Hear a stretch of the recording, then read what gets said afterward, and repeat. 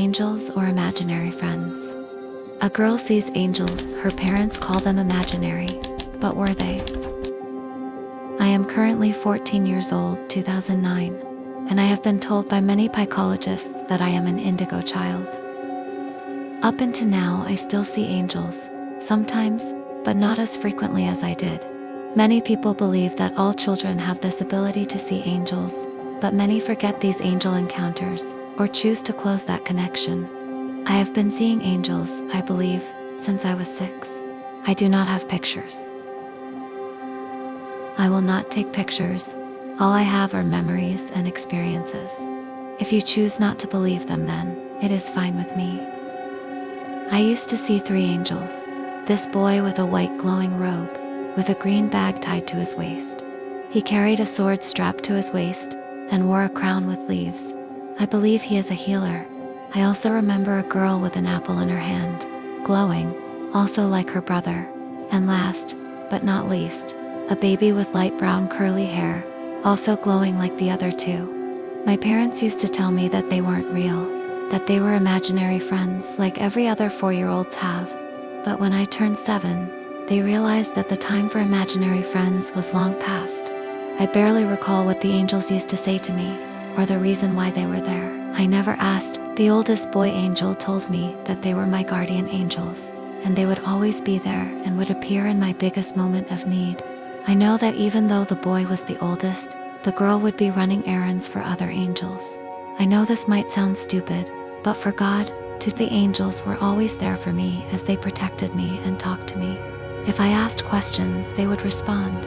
I remember one night I had asked them if my grandma was going to be all right, because she had been with a cold for 2 weeks, and she wasn't getting better. Then I asked them what heaven was like. They told me my grandma would live many more years, and that they would ask God to take her when it was absolutely necessary. I recall they tried to describe it the best way possible, and when I told them I still did not understand, they said they could show me, but I declined.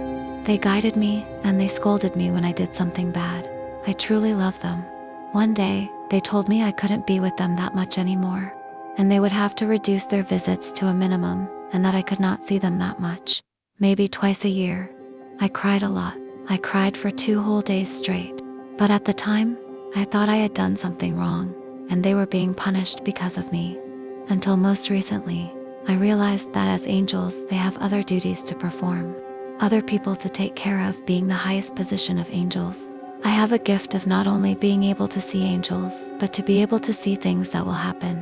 When I was in 1st grade, I drew a picture of 2 burning buildings. 3 days later, 9/11s happened. My grandpa had been diagnosed with cancer, and one night, I dreamt exactly how he was going to die. The next day, my father told me my grandpa had passed away at night.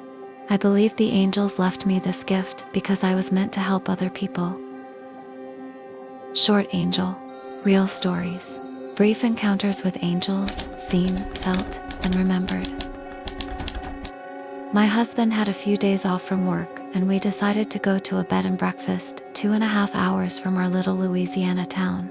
It was nice to know we would enjoy ourselves with peace and tranquility.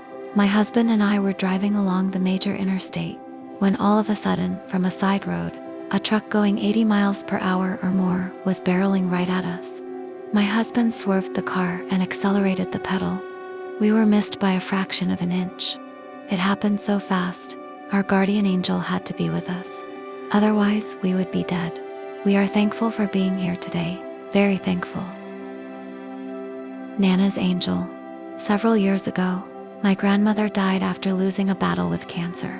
A few months after her death, I was changing my daughter's diaper on her bedroom floor. She excitedly said to me, "Look, Mom, there's Gigi." I was a little nervous and asked, "Where's Gigi?" She said, "There, in the Bambi picture." She had a picture of Bambi on her wall. Commented, "I see Bambi."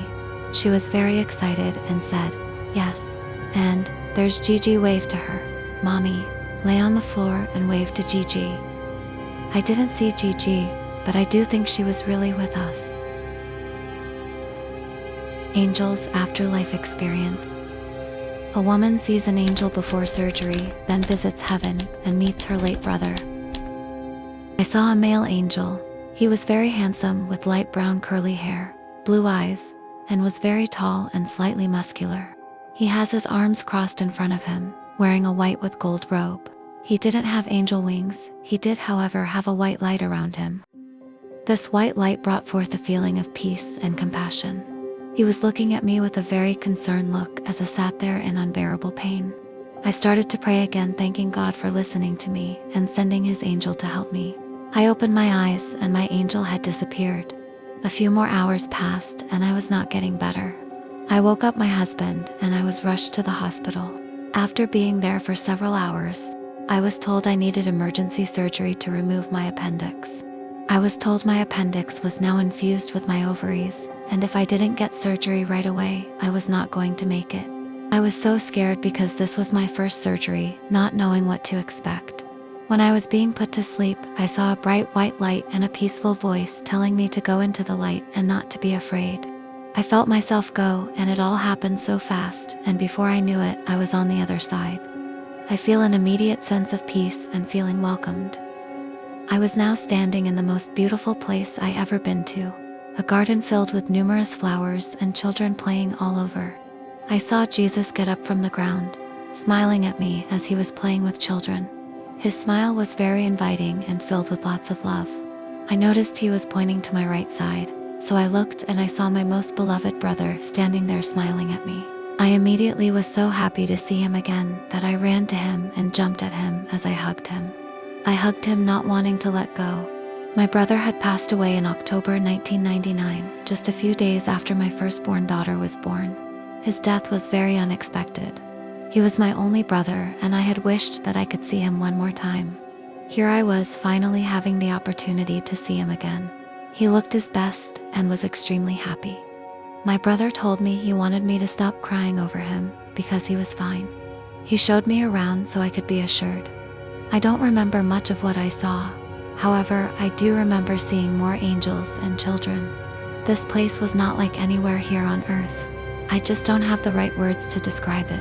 It was just amazing. I know I didn't want to leave. However, I was told it was not my time and that the only reason I had an opportunity to have the experience to see the other side was because I was grieving my brother's death to the point that I was not the same. Since this experience, I have not cried over my brother as much as I used to. I do miss him terribly, but I know he is doing very well, in good hands, and accepted with abundant love. I take this experience with me on a daily basis and tell others about it. I want people to know that there is life after death, definitely a heaven, God and Jesus, that look over and love each and every one of us, and angels that are real. We are simply never alone. Scary angel. True story. A glowing figure appeared at the foot of his bed and spoke his name with a chilling message. Well, I will try to explain this best I can. I have not told a soul about it, but my wife and mother. It happened when I was around 14 years of age, in Kentucky, around 1990. It was summertime. Around 10 in the evening, I went upstairs to go to bed. The room had 2 big windows and a real bright street lamp right outside. So I pulled the vinyl blinds down and then drew the drawstring to close the cloth curtains. It was so dark, I stubbed my toe getting in bed. I couldn't see my hand in front of my face. I eventually fell asleep, but have no idea how long it took. I awakened for some reason and quickly realized the entire room was lit up. I raised my head up, and lo and behold, at the bottom edge of my right side of the bed, I saw a person standing there. He was glowing, yes, glowing a yellowish gold. I have never been religious, so what I saw confuses me to no end. I wanted to scream, but couldn't. As I was so freaked out, I looked down and saw the person had sandals on. They were glowing so brightly, it was hard to even tell how many toes he had. It was so bright, it almost blurred them together. And the robe was glowing very bright, starting maybe 4 inches above the ankle. I was eyeballing him to no end, all the way to his head. I saw a face so bright, I could not tell whether his skin color was white or black. I had no idea what race he was. He had a thing on his head that looked to be a wire, or maybe thorns. Yeah, I know it sounds a little like Jesus, right? All of the sudden, he reached his right arm up in slow motion and pointed his index finger at me. and said my name. Then he said, "I am going to get you." The voice echoed in my head like a megaphone does. I thought I was a goner. I said, "Not today," and jumped out of bed, waking up my mother and brother downstairs. The next morning, I told them this exact same story I am telling all of you. They said that I was speaking gibberish that night. I said, "What are ya talking about?" They said I spoke flat gibberish, sort of mumbling. So I have no idea if it was an angel or not, but it scared me to death because it said, "I am going to get you." If you believe in science from beyond, like this video, subscribe, and leave a comment. They watch, they guide, they listen.